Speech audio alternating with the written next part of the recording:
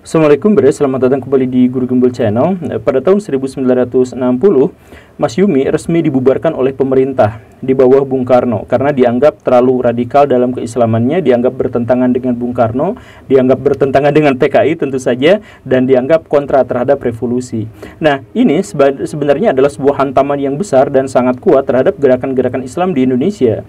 Karena Masyumi tentu saja adalah representasi dari kelompok Islam modern di Indonesia yang berbeda dengan misalkan NU yang berbasis Islam kultural di Indonesia. Nah, karena gerakan Islam modernnya itu telah dibubarkan pada waktu itu, maka ini disebut sebagai sebuah ancaman yang sangat besar. Bahkan banyak orang yang percaya pada waktu itu gerakan kristenisasi begitu masif dan tanpa ada kendali karena gara-gara Masyuminya telah dibubarkan.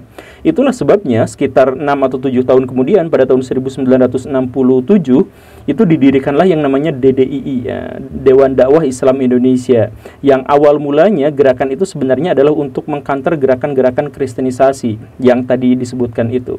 Nah, mereka mainnya di kalangan para pemuda, kalangan mahasiswa, kalangan sekolah, pelajar begitu ya, dan seterusnya dan seterusnya. Nah, di tahun yang sama juga ini muncul sebuah fenomena yang sangat unik di Indonesia, yaitu datangnya kelompok-kelompok Islam transnasional gitu, dari kelompok internasional datang semuanya ke Indonesia.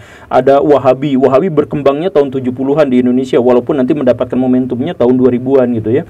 Kemudian kelompok-kelompok Abul Ala Al-Maududi, ya, Jamaah Islamiyah gitu ya, atau kelompok-kelompok yang nanti muncul, ada kelompok teroris, kelompok apa gitu, itu juga sekitar tahun 70-an.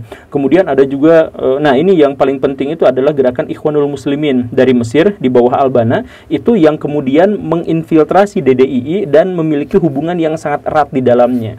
Ya, kenapa? Ya karena alasan ideologi, sama-sama modern, sama-sama harokah, dan kebetulan memang Muhammad Natsir ya, sebagai orang yang sangat menginspirasi DDII itu adalah sahabat atau teman dari Syekh Hasan Al-Banna yang pendiri Ikhwanul Muslimin itu. Nah, banyaklah hubungan itu sehingga DDII itu berinfiltrasi atau saling bergabung dengan Ikhwanul Muslimin atau saling menginspirasi dengan gerakan Ikhwanul Muslimin di Indonesia. Begitu. Dan ini dalam harokah Islamiyah itu baik. Karena apa? Karena di periode tahun sebelumnya, periode tahun sesudahnya, ya, sekitar tahun 1980, Indonesia itu di bawah pimpinan Pak Harto yang represif, yang relatif ketat, yang relatif otoriter terhadap gerakan-gerakan Islam. Jadi Pak Harto itu adalah seorang Muslim, tetapi dia tidak terlalu suka dengan Islam yang penuh simbol gitu. Nah, karena itu maka dia berusaha untuk memberantas gerakan-gerakan Islam, khususnya tahun 1985 ketika Pak Harto itu memunculkan sebuah prinsip, yaitu asas tunggal Pancasila, bahwa semua organisasi yang ada di Indonesia itu asasnya tidak boleh selain Pancasila, termasuk juga tidak boleh Islam, karena Islam itu sudah terangkum dalam Pancasila. Begitulah pikirannya Pak Harto itu. Nah, ini memunculkan gelombang kejut baru bagi gerakan-gerakan Islam di Indonesia. HMI pada waktu itu misalkan pecah jadi dua gitu ya, kemudian yang di bawah NU terpaksa namanya jadi Pancasila semuanya gitu dan sebagainya. Nah, yang DDII ini mendapatkan keuntungan karena dia mendapatkan pengaruh yang sangat kuat dari Ikhwanul Muslimin, yaitu mereka akhirnya bisa bergerak di bawah tanah gitu. Jadi kan Ikhwanul Muslimin itu adalah organisasi yang sangat terkenal karena mereka jago main di bawah gitu, tanpa terdeteksi, tanpa terlihat, tapi mereka bekerja, mereka bikin sistem pekaderan yang baik, mereka bikin kegiatan-kegiatan Islami yang sangat bagus, dan bahkan nama mereka itu jarang disebut, tetapi gerakannya masif di mana-mana gitu.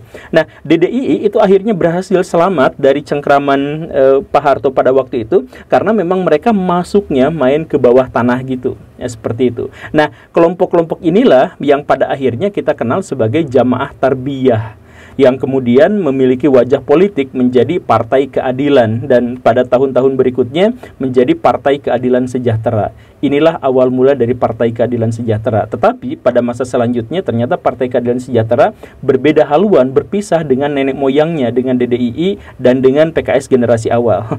Bagaimana ceritanya? Simak videonya sampai tuntas karena mungkin saja Barai akan terbelalak. Yuk kita mulai.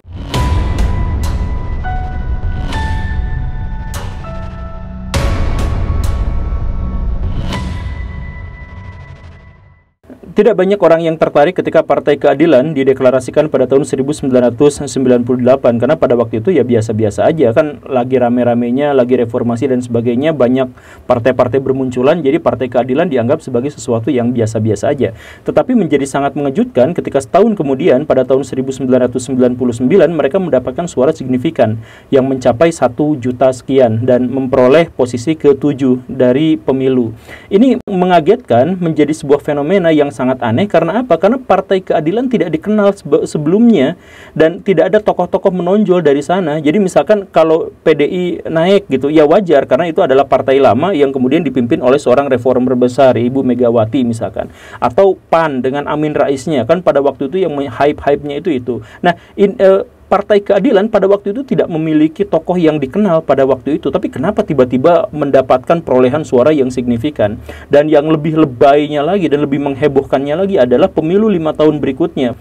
Partai Keadilan yang telah berubah namanya menjadi Partai Keadilan Sejahtera itu meraih suara sampai 8 juta orang dan naik ke posisi ke-6, hampir menyamai Partai Demokrat yang pada waktu itu lagi ada di bawah SBY yang lagi hype-hype-nya, dan itu menyalip PAN dan lain sebagainya. Nah, ini mengejutkan banyak orang. Ini partai-partai macam apa? Siapa mereka? Basisnya di mana? Mereka NU bukan, apa-apa juga bukan, tokoh-tokohnya tidak dikenal, tapi mereka tiba-tiba menggandakan jumlah pemilihnya dari yang semula hanya 1 juta orang, tiba-tiba menjadi 8 juta orang. Kok bisa seperti itu gitu ya? Nah, tapi kalau misalkan kita mau bertanya dan mendapatkan jawaban kok bisa seperti itu, alasannya seperti yang tadi dijelaskan Baraya. Jadi berbeda dengan partai-partai yang lain, PKS itu adalah partai kader. Jadi mereka itu memang jangka panjang, sembunyi-sembunyi, tidak diketahui sama pihak lain gitu. Tiba-tiba bledak gitu, kayak gitu. Kenapa? Jadi mereka itu mulai basisnya itu di lembaga-lembaga pendidikan, dimulai SMP, SMA gitu, kampus-kampus itu mereka mulai geraknya itu di situ. Misalkan di SMA, nah mereka itu biasanya gabung ke remaja masjid di sekolah gitu ya. Nah dari remaja masjid di sekolah itu biasanya mereka bikin mentoring mingguan. Baraya pernah nggak ikut mentoring di sekolah? Nah itu biasanya, nggak selalu ya, tapi biasanya itu dikelolanya sama orang-orang itu gitu. Nah mereka bikin mentoring seminggu sekali. Nah dalam mentoring itu sebenarnya ada pemilihan dan pemilahan orang yang dianggap potensial, orang yang dianggap komitmen, orang yang dianggap memiliki masa depan yang baik, itu direkrut, dimasukkan ke dalam holakoh yang lebih eksklusif lagi. Jadi ngadain pengajian seminggu sekali, tapi di tempat lain yang berbeda gitu, yang itu dianggap sebagai yang namanya liko atau holakoh atau yang semacam itu. Nah, di sana mereka akan diajari dan mendapatkan semacam inisiasi, menjalankan doktrin gitu, agar mereka berakhlak yang baik, mereka menjadi tokoh bagi masyarakat, mereka harus kuat intelektualitasnya, mereka harus sadar spiritualnya dan sebagainya. Pokoknya mah digembleng terus-terusan seperti itu. Nah, kalau misalkan mereka sudah digembleng seperti itu dan kemudian mereka masuk pada satu kriteria tertentu, bahwa misalkan mereka sudah mampu menghafal 1 juz Al-Quran misalkan, atau mereka sudah terbiasa untuk baca Al-Quran 1 bulan tamat gitu, atau mereka tamat 1 buku 1 bulan gitu, atau mereka sudah memiliki bergening di masyarakat dan sebagainya. Kalau sudah seperti itu, maka mereka akan dianggap menjadi murabi, dan murabi itu akan cari orang lain untuk dibinanya lagi gitu. Jadi sistemnya itu kayak MLM gitu, 1 ke 8, masing-masing dari 8 itu bikin kaderisasi lagi. Kalau orang-orangnya sudah memiliki kriteria tertentu, maka dia akan dinaikkan jadi murabi lagi dan cari lagi kader berikutnya, begitu aja seterusnya. Nah itu koordinasinya kuat, koneksinya itu kuat gitu. Makanya kalau misalkan dari SMA sudah orang-orang ini sudah dianggap liko gitu ya. Nah pas di kampus dia langsung disambut sama seniornya yang juga udah ikut liko, langsung dihubungkan dalam koneksi yang sangat kuat. Nah jaringan yang sangat kuat inilah yang pada akhirnya membuat kampus-kampus di Indonesia itu biasanya badan eksekutifnya itu dikuasai sama tarbiyah ini, yang wajah politiknya PKS gitu. Nah itu BEM-BEM itu biasanya berafiliasi dengan itu, dan hype-nya itu benar-benar kuat di Indonesia. Jadi tahun 2000-an itu pada akhirnya banyak orang yang bersimpati pada kader-kader PKS, karena PKS itu udah memuda-muda, baik-baik, santun-santun, akhlaknya baik, pinter-pinter pula gitu, dan terbuka gitu. Ini banyaklah yang bisa kita garis bawahi dan bisa kita jadikan sebagai ladang empati dan simpati kepada mereka. Misalkan Mereka nggak banyak omong, nggak banyak simbol, nggak banyak pamer-pamer spanduk dan sebagainya, tapi mereka bekerja secara nyata. Itu beneran, mereka di tahun 2000-an itu seperti itu. Kemudian mereka itu adalah intelektual muda, itu jelas. Bacaannya banyak, referensinya banyak, kalau ngomong otak akademisnya itu kelihatan banget, dan sebagainya itu tuh mereka. Kemudian akhlakul karimah jelas, dan yang paling penting mereka itu terbuka aja. Jadi, karena mereka terinspirasi dari Ikhwanul Muslimin, kan Ikhwanul Muslimin itu adalah pimpinan dari Hasan al-Banna. Hasan al-Banna sendiri adalah pendiri harokah yang paling besar sampai sejauh ini di dunia, dan awal mulanya itu dia dari sufi, kemudian masuk ke gerakan. Nah, dia itu gurunya siapa? Gurunya itu adalah Rashid Ridho. Rashid Ridho itu siapa? Rashid Ridho itu adalah seorang yang salafi tulen gitu. Bener-bener wahabi dalam tanda kutip gitu ya. Di mana-mana wahabi itu seharusnya tidak boleh punya murid revivalis semacam al-Banna, tetapi di sini ada ceritanya begitu. Dan yang luar biasanya adalah al-Banna muridnya Rashid Ridho. Rashid Ridho itu adalah muridnya Muhammad Abduh. Muhammad Abduh itu liberalnya luar biasa, lebih-lebih dari Mu'tazilah gitu. Nah, orang yang liberal seperti itu ternyata punya murid yang sangat wahabi dan punya murid lagi seorang revivalis, kan aneh. Dan yang lebih anehnya lagi yang di atasnya, Muhammad Abduh itu adalah murid dari Jamaluddin Al-Afghani, seorang Syiah yang nyamar jadi Sunni. Karena silsilah keguruannya al-Banna itu seperti itu, maka al-Banna itu kemudian mendirikan yang namanya Al-Ikhwanul Muslimin gitu, atau Al-Ikhwan Al-Muslimun gitu, Ikhwanul Muslimin. Nah, persaudaraan seluruh muslim. Jadi, mau gerakannya apa, selama dia muslim, ayo kita bekerja sama. Makanya namanya Ikhwanul Muslimin. Dan slogan al-Banna itu adalah tidak ada Sunni, tidak ada Syiah, tidak ada Sufi, tidak ada orang liberal, semuanya Islam, Islam, Islam gitu ya. Tegaknya seperti itu. Nah, gerakan seperti itu dan ide seperti itulah yang masuk ke dalam gerakan tarbiyah di Indonesia.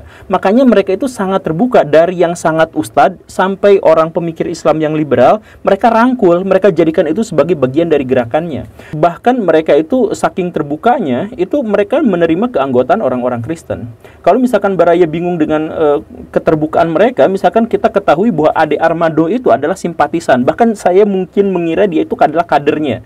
Kader PKS di zaman dulu gitu, di tahun 2004-an gitu. Dan istrinya jelas itu kader PKS gitu. Sekaya gitunya orang PKS itu. Bahkan lebih hebohnya lagi adalah mereka pernah mencalonkan Nurholis Majid sebagai calon presiden di Indonesia, atau masuk bursa calon presiden di Indonesia.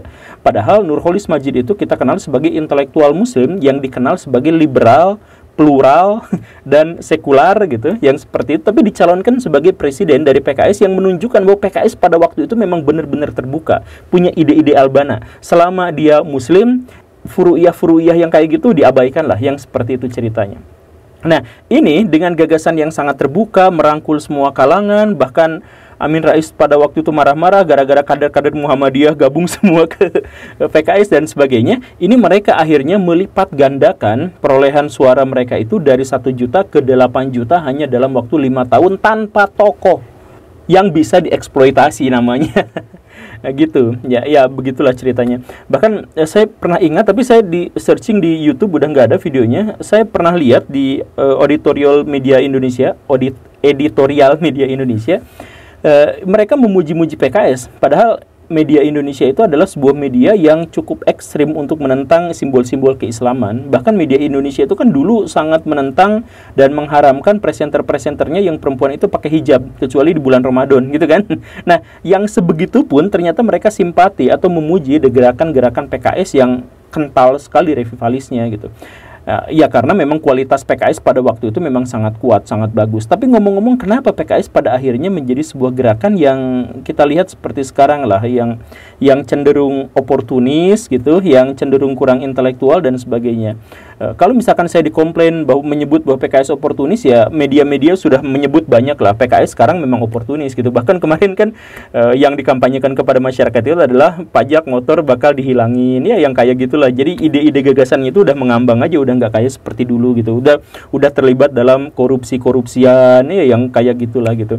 Dan intelektualnya kurang. Kenapa bisa seperti itu, atau kenapa saya menyebut seperti itu? Karena saya melihat bahwa tokoh-tokoh intelektual dari PKS itu sekarang kabur, keluar, bahkan dipecat gitu. Kayak maaf ya Pak Anies Mata atau Pak Fahri Hamzah gitu. Itu orang-orang yang vokal, orang-orang yang nalarnya kuat, yang intelektualnya bisa diperdebatkan gitu, bisa diajak dialektik gitu. Itu keluar dari PKS, dan sekarang PKS itu hanya menyisakan ustadz-ustadz gitu. Ya, kenapa seperti itu? Ya, ini pandangan pribadi saya ya, tapi bisa kita diskusikan. Nah, tapi kenapa bisa sampai seperti itu? Kenapa PKS bisa berubah haluan dari yang awalnya itu adalah muda, inovatif, dan intelektual, berubah menjadi tua dan oportunis, dan dalam waktu yang sangat singkat? Kenapa bisa seperti itu?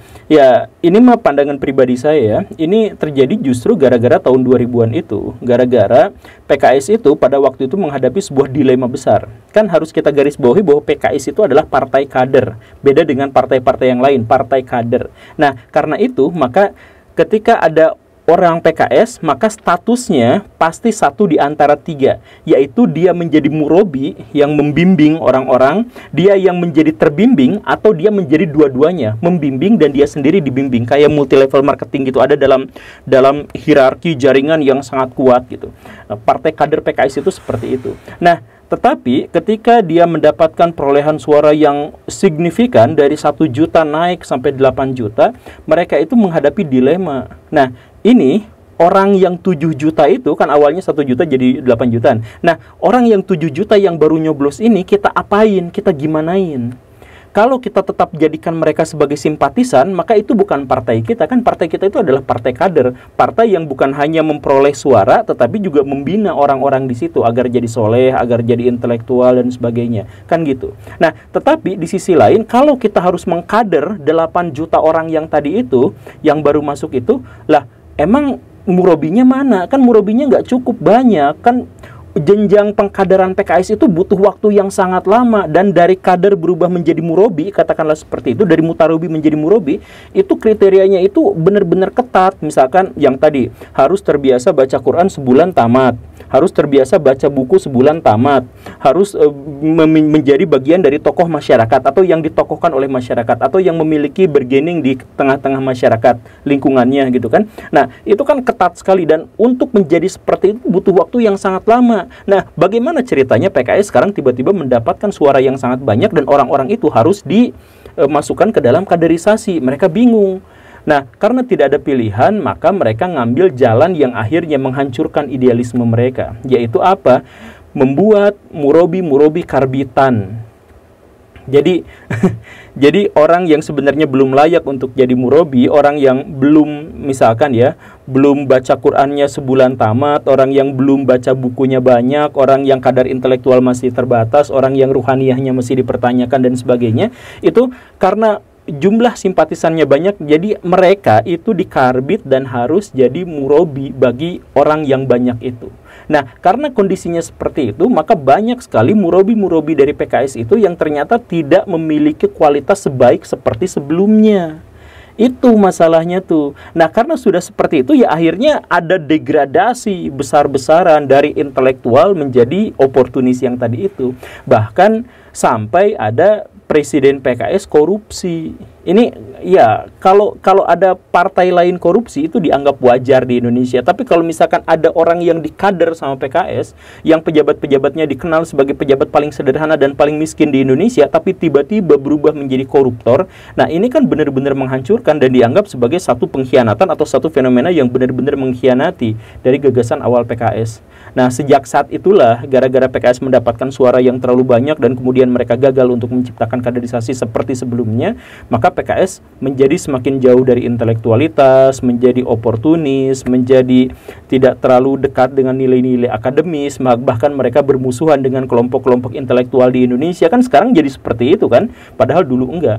Nah, ya seperti itu, yaitu gara-gara pengkaderan yang akhirnya salah gitu. Nah, setengah sampai akhir video ini itu adalah pendapat pribadi saya, walaupun ya berdasarkan banyak referensi, tapi pendapat pribadi. Kalau misalkan mau menyanggah, silakan menyanggah, tapi silakan tetap santun. Terima kasih karena sudah menyimak. Saya Guru Gembul. Assalamualaikum warahmatullahi wabarakatuh.